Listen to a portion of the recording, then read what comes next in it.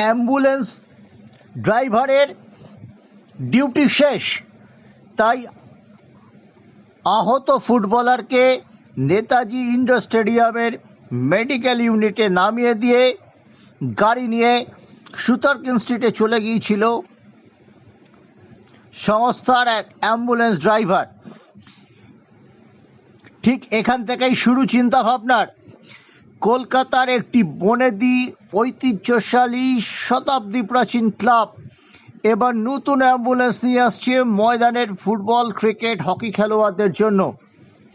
তাদের ক্লাব প্রাঙ্গণেই থাকবে। অত্যাধুনিক এই অ্যাম্বুলেন্সটিকে বলা যেতেই পারে ICU on wheel with trauma care. সব রকমের ব্যবস্থা থাকছে। সেই অ্যাম্বুলেন্সের ছবি আপনারা এই দেখতে পাচ্ছেন। এই অ্যাম্বুলেন্সের সাজানোর কাজকর্ম চলছে।